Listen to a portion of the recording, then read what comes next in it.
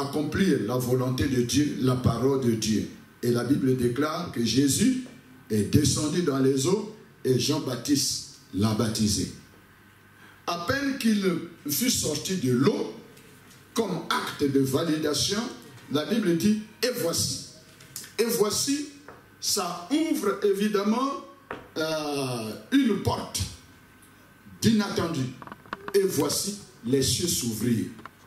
C'est le signe de l'approbation, évidemment, qui donne que désormais, à tous ceux qui passent par les eaux du baptême, le ciel sera toujours, permanemment, ouvert sur tous ceux qui passent par le chemin de l'obéissance à Dieu par les eaux du baptême. Et voici. Amen. Donc, c'est la dimension qui donne une porte ouverte sur le plan vertical entre Dieu et puis nous qui sommes sur la terre. Donc, ce chemin de l'obéissance valide notre entrée au ciel, mais également valide l'ouverture des écluses de cieux pour que, évidemment, une telle approbation donne à chacun d'entre nous d'être en relation parfaite avec Dieu. Alléluia. Amen. Le deuxième élément que nous remarquons, c'est que, et voici une colombe qui venait du ciel, venue se poser sur l'épaule de Jésus. La colombe est l'expression de la paix. Ce qui revient à dire, par tous ceux qui passent par le chemin de l'obéissance, eh bien, Dieu valide une action de la paix dans leur vie. Si hier, ils étaient troublés, ils étaient perturbés, par cette action de l'obéissance, bien entendu, Dieu permet à une telle personne d'être en relation, évidemment, avec le Dieu de la paix, le prince de la paix, qui est Jésus-Christ de Nazareth. Que le nom du Seigneur soit glorifié. Amen. Et voici une voie. C'est le troisième élément dans cet acte d'obéissance de Jésus, en allant dans les eaux du baptême. Il est dit, et voici, bien entendu, une voix se fit entendre du ciel. Celui-ci est mon fils bien-aimé en qui j'ai placé toute mon affection. Toute mon affection. Ce qui revient à dire, tous ceux qui seront validés en termes d'obéissance, qui rentrent dans la dynamique, dans la vision, dans la pensée de Dieu, ils entendront chaque jour, dans leur marche avec le Seigneur, celui-ci est mon enfant, celui-ci est mon fils. Et bien entendu, même s'il y a une différence dans la Bible, il y a une différence entre un fils et un enfant. Celui-ci est mon fils. La Bible dit dans Jean le chapitre 1, le verset 12, à tous ceux qui l'ont reçu. Qui ont reçu qui? Qui ont reçu le Fils, qui ont reçu Jésus comme Seigneur et Sauveur. Tous ceux-là, Dieu leur a fait la grâce de devenir enfants de Dieu. Nous sommes tous des créatures de Dieu, mais nous ne sommes pas tous des enfants de Dieu. Est-ce que quelqu'un peut dire Amen? Amen. Est-ce que quelqu'un m'a compris? Amen. Nous sommes tous des créatures de Dieu, mais nous ne sommes pas tous des enfants de Dieu. On devient enfant de Dieu par obéissance à la voix du Seigneur lorsqu'on accepte son Fils, Jésus. Dieu a tant aimé le monde qu'il a donné son Fils unique, afin que quiconque croit en lui ne périsse point, mais qu'il ait la vie éternelle. On a la vie éternelle que lorsqu'on accepte, lorsqu'on reçoit Jésus dans notre cœur comme Fils, quand on le reçoit. Évidemment, on fait toujours la différence dans une maison lorsqu'on a un père. Il y a toujours une différence quand c'est un enfant et quand c'est un fils. On fait toujours la différence. Il y a une dimension d'affection qui fait bien entendu, évidemment, montre même à ceux qui sont étrangers, qui sont de passage dans la maison, entre un fils et entre un enfant. Mais ici, ce n'est pas le sujet que nous abordons ici ce matin, mais je veux simplement dire que par tous ceux qui passent sur le chemin de l'obéissance à Dieu, ils se verront toujours valider leur vie, leur caractère, évidemment d'adhésion au plan parfait de Dieu, et Dieu, bien entendu, ouvre des grandes portes pour de telles personnes. Le deuxième texte que nous venons de lire dans Matthieu le chapitre 17, le verset 1 à 7, nous révèle également un acte d'obéissance. Parce que là, Jésus va prendre 3 de ses disciples et les amène à l'écart. Ils pouvaient dire que non, nous n'allons pas partir avec toi. Ils sont 12, mais ils en choisi 3. Mais les 3 acceptent. La Bible déclare, il les amena à l'écart. Et à l'écart, ils ont accepté d'être à l'écart avec le Seigneur, par obéissance. Et la Bible déclare, étant à l'écart avec eux, la Bible dit qu'à un certain moment, Jésus a commencé à être transfiguré à leurs yeux. En fait, c'était une révélation exceptionnelle, une révélation particulière que ces 3 disciples ont expérimenté. Et les 9 autres ne l'ont pas expérimenté. Mais, bien entendu, c'est parce qu'ils ont obéi d'être à l'écart avec le Seigneur. Je vais dire à quelqu'un, bien entendu, bien mes frères et sœurs, il y a des révélations que nous allons expérimenter avec le Seigneur. Ce n'est que dans le moment où, si et seulement si, nous sommes prêts à un certain moment de la marche avec lui, de savoir nous mettre à l'écart avec Dieu. Amen. Amen. Amen. Amen. Amen. Amen. Souvent dans la foule, il est difficile de découvrir Dieu dans une dimension de sa gloire. Amen. Et à un certain moment, il faut évidemment arriver à se démarquer de la foule, à se démarquer d'un ensemble de personnes qui évidemment parfois qui peuvent même voir de la même façon que vous, mais Dieu vous permettra de voir une autre porte ouverte, une autre dimension, une autre révélation. Si et seulement si vous arrivez évidemment à chercher Dieu d'une manière particulière, dans le secret, dans une intimité parfaite avec le Seigneur, en vous mettant à l'écart. Et là, évidemment, c'est des occasions pour Dieu de valider la vie de plusieurs personnes pour des percées exceptionnelles. Que le nom du Seigneur soit glorifié. Et la Bible dit, et voici, pendant qu'ils étaient à l'écart avec ces 3 disciples, la Bible dit, et voici, dans ce et voici, il est dit que les 3 disciples ont vu Jésus, Moïse et puis Élie s'entretenant, tous les 3 s'entretenant avec Jésus.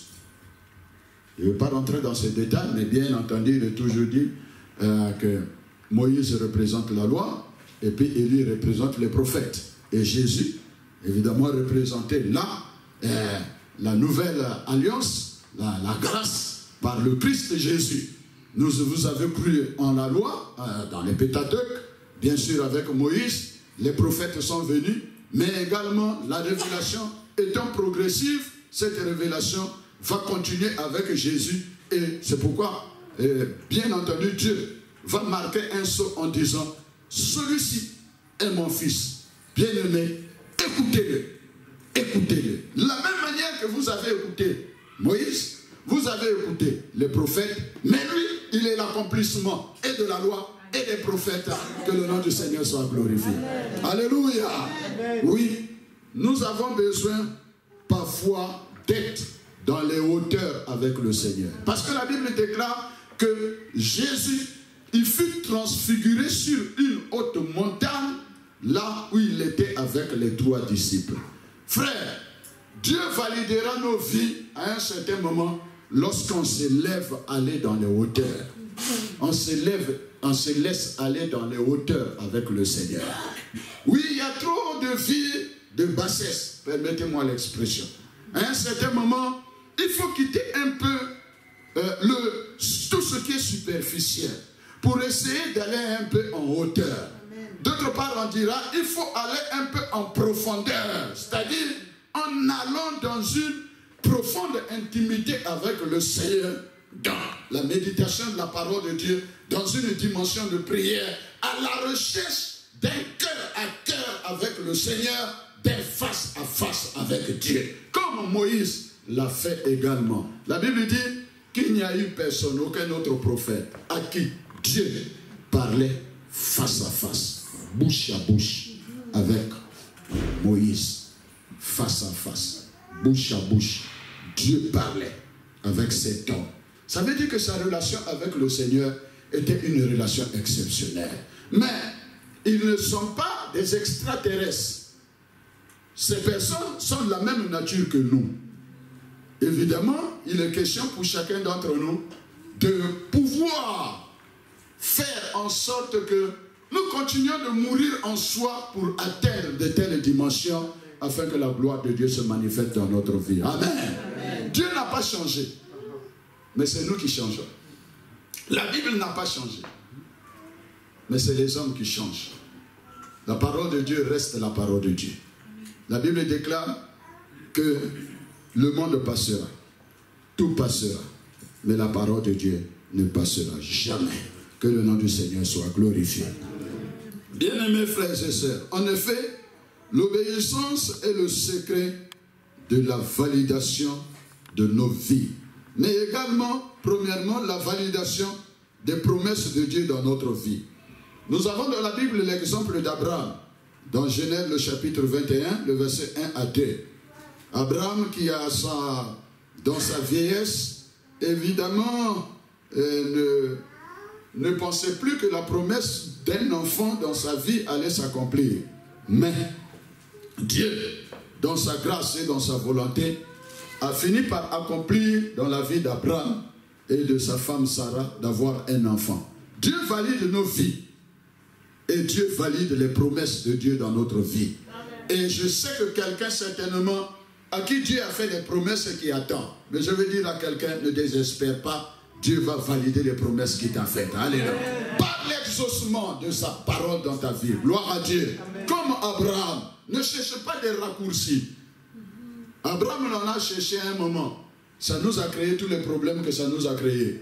Mais nous sommes sur le chemin pour aller au ciel. Évidemment, toutes ces paroles sont écrites pour nous servir d'exemple. L'obéissance, secret de la validation de nos vies, mais aussi secret de la validation des rendez-vous de Dieu avec ses enfants. Dieu organise des rendez-vous avec des enfants de Dieu que nous sommes. Dans la parole de Dieu, nous avons un homme qui a vu ces rendez-vous validés par la présence de Dieu dans Luc le chapitre 1 à partir du verset 5 jusqu'au verset 13. Il s'agit de Zacharie. Voici cet homme vieux qui n'avait pas d'enfant avec sa femme Élisabeth et qui s'attendait à un enfant. Et la Bible déclare que selon évidemment le sort qui avait été lancé, que c'est lui, en fait, pas lancé, mais qui devrait permettre au sacrificateur de ce temps-là de rentrer dans le lieu très saint. Et évidemment, c'était son tour. En fait, il ne s'attendait pas, mais c'était son tour ce jour-là d'y rentrer. Et il rentre dans le lieu très saint, contre toute attente, évidemment là. Vous savez, en ce temps-là, lorsque vous rentrez dans le lieu très saint, parce qu'on ne sait pas si vous allez ressortir, on ne sait pas si vous allez mourir là-bas, certainement il peut y arriver comme au temps d'Abiram, vous risquez de mourir là-bas devant le feu de Dieu, alors on vous met une corde et vous rentrez là-bas. Au cas où vous mourrez là-bas, on a la possibilité de vous tirer pour que vous puissiez revenir et que quelqu'un d'autre ne meure pas à l'intérieur. Mais lui, il y est rentré. Et au moment de l'offrande, du sacrifice, la Bible déclare qu'un ange du Seigneur lui est apparu et lui a dit « Zacharie, ta prière a été exaucée. » Alléluia. Les rendez-vous de Dieu à cet instant précis. Et un rendez-vous qui valide, bien entendu, la vie de cet homme. Pour dire, il y a longtemps que tu as prié. Il y a longtemps que tu attends la promesse de cet enfant. Mais aujourd'hui, c'est le temps de l'accomplissement. Et là, il a discuté à l'intérieur. Il dit, mais comment cela se fera-t-il? Évidemment, quel sera le signe? La Bible déclare que Zacharie est sorti de là, bien entendu, ayant reçu toute la révélation qui concernait l'enfant qui devrait naître, mais il est sorti muet sans dire un mot. Vous savez, souvent quand on doute, papa l'a parlé tout de suite, quand on doute, évidemment, ça risque de donner à certaines personnes de perdre la voix jusqu'à l'accomplissement. Zacharie est resté bouche bée, fermé, jusqu'à ce que sa femme, Élisabeth, tombe enceinte. Et au moment de la naissance, on cherche à savoir, mais quel nom on va donner à l'enfant? Évidemment, c'est à cet instant précis que Dieu va délier la langue de son serviteur. Comme tu n'as pas cru, tu resteras muet jusqu'à l'accomplissement de la promesse. Et la Bible déclare, bien entendu, à l'accomplissement de la promesse, Zacharie ouvra la bouche et en disant, cet enfant, on l'appellera Jean. Alléluia. Amen. Alléluia. Amen. Oui, Dieu, il valide nos vies. Dieu valide nos promesses. Dieu valide nos rendez-vous. Troisième élément, l'obéissance est le secret, bien entendu, de la validation des témoins marqués par le feu. En ces temps qui sont les derniers, Dieu veut marquer ses témoins par le feu. Le feu. Le feu de la Pentecôte. Le feu qui permet à chacun d'entre nous d'avoir la passion de l'évangélisation. La passion du service de Dieu. Nous l'avons entendu, c'est vrai. J'ai une de mes filles dans le groupe musical, elle est formidable.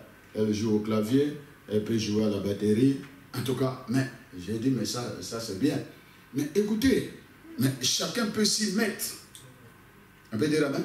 Amen. On peut dire amen? Amen. On peut dire amen? Amen. Vous savez, ce n'est pas toujours évident d'avoir les deux mains, les deux pieds. Le boiteux dont tu as lu le texte, Actes chapitre 3, il est rentré dans le temple et il a montré et il a enseigné à tous ceux qui étaient bien portants dans le temple l'importance des pieds. Il a montré. En fait, pour les autres, c'était évident. Donc, avoir les pieds, avoir les bras, c'était trop évident. Mais lui, il s'en est rendu compte que non, attention, c'est pas toujours évident qu'on peut perdre les yeux, qu'on peut perdre les pieds, qu'on peut perdre les mains. Donc, c'est le temps de mettre à profit tout ce que nous avons comme membres inférieurs et supérieurs, tout ce que nous avons comme talent, tout ce que nous avons comme voix. Quand le boiteux de la belle porte a été guéri, il est rentré dans le temple, la Bible déclare qu'il a tellement bousculé les gens parce qu'il sautait. Imaginez sa joie. Il saute avec ses pieds. Il bouscule avec, en tout cas, tout ce qu'il avait. Mais évidemment, il a montré aux autres que, évidemment, avoir la voix, les yeux et tout ce qu'on a comme membre, évidemment, nous devrons les mettre au service du Seigneur. Alléluia. Amen. Alléluia. Amen. Oui. Le jour où, évidemment, vous, on ne le souhaite pas, mais si vous perdez un membre, vous allez vous rendre compte que c'était très important. Donc, je pouvais le mettre au service du Seigneur. C'est le moment de le mettre au service du Seigneur pour une meilleure validation de tout ce que nous avons au nom de Jésus-Christ. Dieu veut valider les témoins marqués par le feu. Par le feu. Nous sommes dans ces temps qui sont les derniers. Et il faut que nous soyons bouillants pour le Seigneur. Il faut que nous soyons vivants pour le Seigneur. Sinon, évidemment, nous risquons d'être là, mais sans être là. Nous risquons d'être en vie, sans être en vie. Il faut le feu. Malheureusement, plusieurs ont éteint ou laissé éteindre leur feu. Parce que dans Romains le chapitre 12, le verset 1 à 2, la Bible dit que nous devrons être comme un sacrifice vivant. Un sacrifice vivant, écoutez, mais c'est le contraire. Comment est-ce qu'un sacrifice qu'on dépose sur le feu, il est encore vivant, il ne se consume pas? Mais malheureusement, plusieurs sont devenus des sacrifices qui se laissent consumer. Et plus ils se laissent consumer, la conséquence c'est quoi? C'est que ça fait déposer la cendre en bas. La cendre. La cendre tue le feu. La cendre, c'est l'ennemi du feu. C'est pourquoi vous lirez dans Lévitique le chapitre 6, le verset 3, je pense, voilà, jusqu'à peut-être 10, que le sacrificateur avait le devoir, lorsqu'on déposait le sacrifice sur le feu, il devrait de temps en temps enlever la cendre, pour maintenir le feu, Notre feu peut être diminué ou notre feu peut s'éteindre par la cendre qui se dépose. La cendre, ça peut être la colère. La cendre, ça peut être les convoitises de ce monde. La cendre, ça peut être les distractions de ce monde. La cendre, ça peut être toutes sortes de compromis dans notre vie chrétienne. La cendre, ça peut être également des raisonnements tordus. Raisonnement, la conception par rapport à Dieu, par rapport à la croix, par rapport également au salut. Ça peut être de la cendre. Évidemment, que Dieu nous aide pour que véritablement nous puissions être des témoins marqués par le feu. Alléluia. Amen. Et deux derniers éléments pour terminer. Évidemment, l'obéissance, secret de la validation de nos vies. Nos vies sont comme des vases. Sont comme des vases. Dieu veut nous faire passer des vases vils à des vases d'honneur. Dans la Bible, nous avons, dans 2 Timothée, le chapitre 2, le verset 20, la Bible dit que dans une grande maison, il y a diversité de vases. Il y a des vases d'or, il y a des vases d'argent, il y a des vases de bois, il y a des vases de terre. Mais la Bible dit que si un homme se conserve pur, il sera un vase d'honneur pour la gloire de Jésus-Christ. Amen. Un vase d'honneur. Un vase d'honneur. Vous savez, vous pouvez, il y a le vase, mais il y a le contenu. Vous avez un vase là, mais il y a son contenu. C'est le contenu, évidemment, de chacun d'entre nous. Notre contenu. Le contenu en nous, c'est Jésus. Le contenu en nous, c'est la parole de Dieu. Le contenu en nous, c'est le témoignage pour le Seigneur. Un vase pur a un contenu. Dans Jean le chapitre 2, au mariage de Cana, la Bible déclare qu'il y avait 6 vases. Lorsque le vin vint à manquer, qu'il y avait 6 vases. Mais la Bible précise que ces 6 vases servaient à la purification des Juifs. C'est-à-dire, avant d'aller à la synagogue, on prenait de l'eau pour se laver les pieds, on prenait de l'eau un peu pour se laver le visage, et puis ça leur permettait de rentrer dans le lieu de la prière. Mais Jésus va utiliser ces 6 vases qui servaient à l'ablution, aux ablutions, pour évidemment les utiliser comme des vases d'honneur. Ça va servir au changement, à la transformation de l'eau devenue du vin. La Bible dit, remplissez d'eau ces vases. Et lorsque ils ont fini de remplir ces vases d'eau et qu'il a donné ordre à l'ordinateur du repas, va puiser de l'eau. Et lorsqu'il est parti, qu'il a puisé, la Bible déclare que l'eau s'est transformée en vin. Que le nom du Seigneur soit glorifié. Dieu peut valider nos vies par une dimension de transformation de notre intérieur. L'eau n'a pas de couleur. L'eau n'a pas d'odeur. L'eau n'a pas de goût. Mais Dieu donne goût à la vie, au vase, qui a fait l'expérience de la nouvelle naissance en Jésus-Christ. Gloire à Dieu. Il donne du goût. L'eau n'a pas d'odeur. Mais Dieu, par sa puissance en Jésus-Christ, peut donner à chacun d'entre nous, en tant que vase, du goût à tous ceux qui vous rencontrent et que vous rencontrez. Ceux à qui vous parlez, ceux qui vous voient parler, tous ceux qui vous entendent parler. Ils verront en vous qu'il y a du goût dans tout ce que vous sortez, dans tout ce que vous dites. Il y a du goût. Et il faut qu'il y ait du goût. Et en ce temps qui sont les derniers, notre monde n'a plus de goût. Dieu cherche des personnes qui apportent du sel à notre société. Amen. Du sel. Amen. Parce que la vie d'aujourd'hui, elle est devenue fade. Elle est devenue malheureuse. Il faut que tu sois le sel. Il faut que tu sois la lumière. Alléluia. Amen. Alléluia. Amen. Oui, pour l'expérimenter, il faut passer par Jésus-Christ. Que le nom du Seigneur soit glorifié. Et bien, le dernier élément, l'obéissance comme secret de la validation de nos vies. Validation en ces temps qui sont les derniers. Dans Romains le chapitre 8, verset 18 à 19, la Bible déclare que Dieu attend la révélation, ou le monde attend la révélation des fils de Dieu. La révélation des fils de Dieu. Le monde attend la révélation des fils de Dieu. Peut-il en trouver dans cette assemblée la révélation des fils de Dieu en ces temps qui sont les derniers, qui sont marqués par le feu? Le feu attire, le feu passionne, le feu brûle. Et Dieu cherche en ces temps qui sont les derniers, dans notre société, la révélation dans un service, la révélation des fils de Dieu. Même si aujourd'hui, les femmes veulent réécrire la Bible au féminin. La révélation des filles de Dieu, si vous voulez. Mais écoutez, on peut se retrouver tous dans la révélation des enfants de Dieu. Amen. Voilà, on se retrouve nous tous. La révélation des fils de Dieu, marquée par le feu, dans les services, dans les familles, partout où nous sommes, la révélation. On dira, lui, c'est un enfant de Dieu. C'est là, c'est une fille de Dieu. Tu te révèles au milieu d'un ensemble de personnes qui vivent peut-être d'une manière différente de la parole de Dieu.